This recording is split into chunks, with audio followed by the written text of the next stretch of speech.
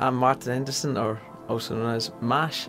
I'm a DJ, producer, writer and broadcaster. I make tracks for various labels.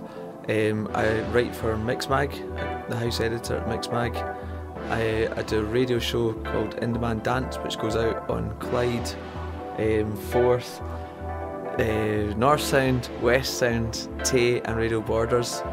And yeah, DJ in various clubs all over. Can't believe we're at festival time already.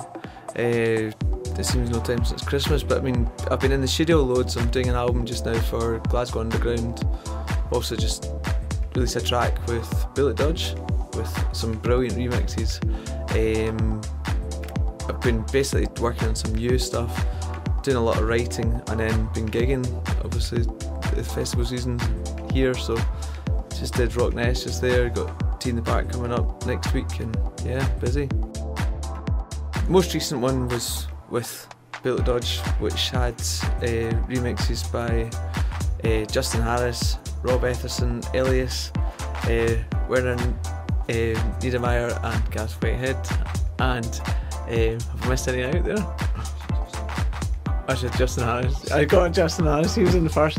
Some brilliant remixes in there, really diverse sort of mix of remixes, which I think appealed to quite a wide spectrum of DJs. You know, there's a lot of good reactions in there, and it's all over the place, from like Luciano to Mark Knight, which was great, you know, because I wouldn't have sort of classed them in the same sort of style, but it appealed to different folks, so that's cool. Glasgow Underground, I've had a couple of singles out with them. I had Somebody's Property, which has come out twice actually. It came out originally in vinyl in 2006, I think it was, and that did really well in Europe, and it had a few mixes on it, but it never came out digitally, so we got it redone with some I did a new version of it, got Say to do a mix of it, which was just out of this world, big talent, and Rob Etherson did a mix as well, which was brilliant, and that got some good plays from some really big DJs, which was cool.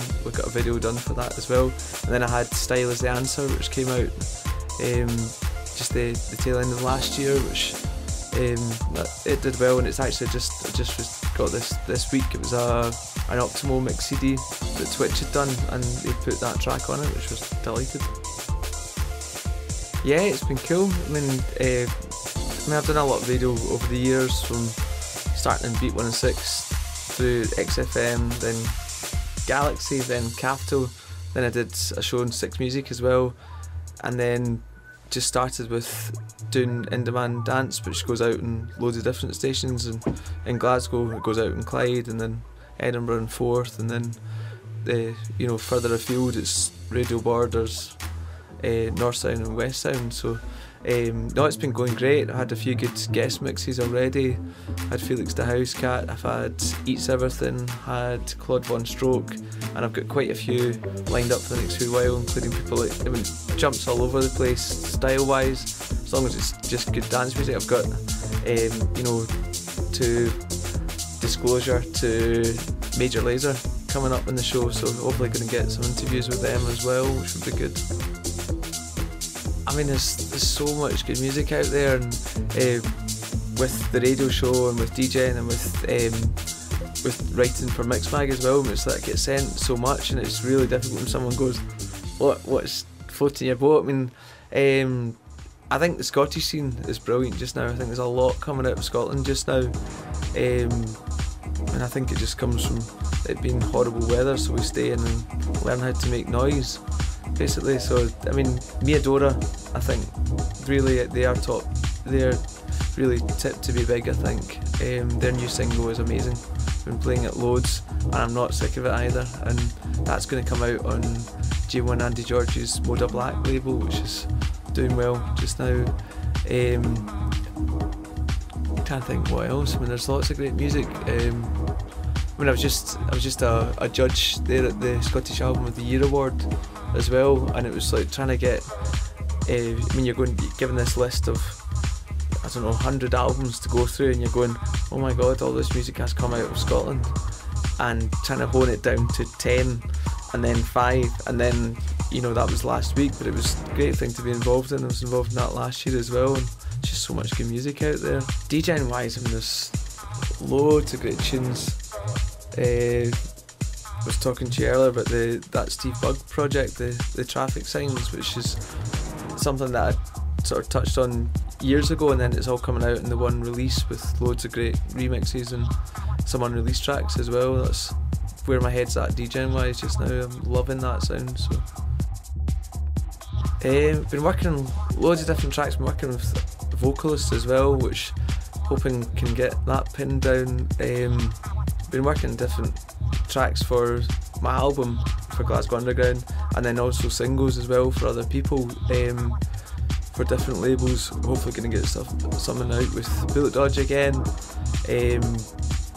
and I've just been asked to remix from Anthony, which is obviously quite poignant because he died tragically quite recently. So he was a guy that I met once, and he was, you know, he's a genius. The guy has been responsible for some amazing tracks like Hold On, and then of course he's been the vocal of One More Time for Daft Punk, which he made a fortune with. And you know, he's sort of been quiet of late, but and then he sort of got that disease, which is a shame, and it's like he's obviously passed away. So it was kind of in limbo whether it was going to come out or not, the sort of remixes, but it's sort of thought of as, you know, it would be a sort of fitting tribute. And he's got so much music that he's released over the years, and to do it as a sort of kind of, you know, a dedication to him, and also sort of a legacy for his family. So I've been asked to do a remix of Testify, which is one of his best tracks, I would say, so there's no pressure there.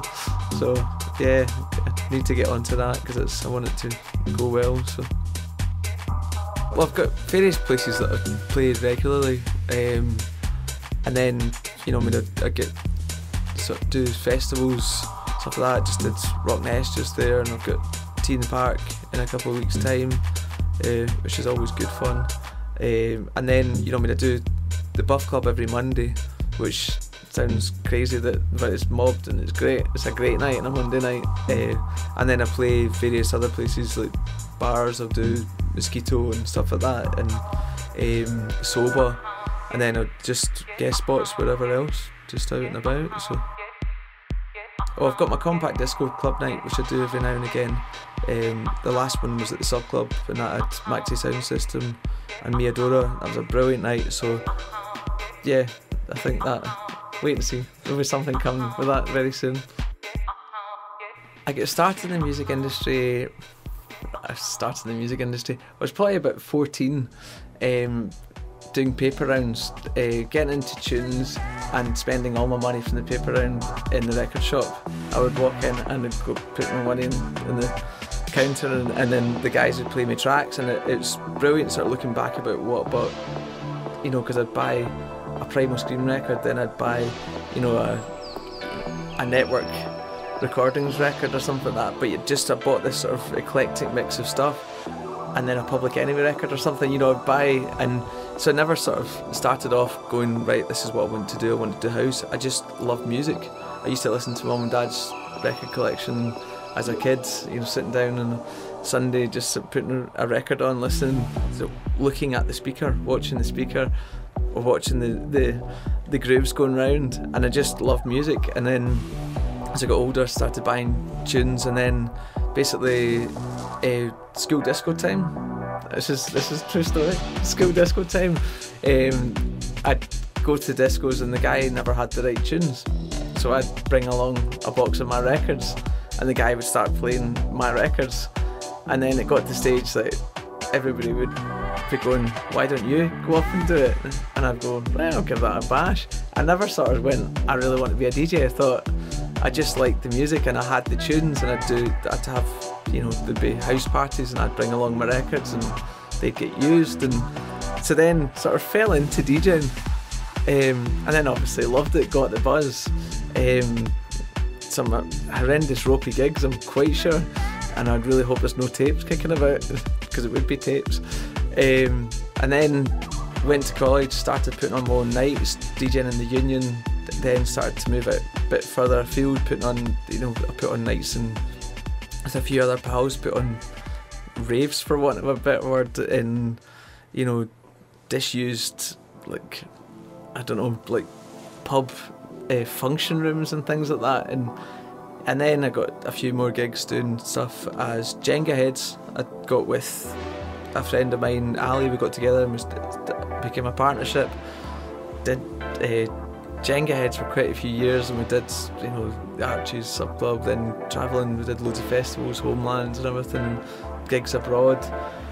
Then Ali, I mean, he had kids and he sort of went off in his direction, and I was doing tracks, and then Mash is something I get called. It was just a nickname and I needed a name to record as, so that'll do.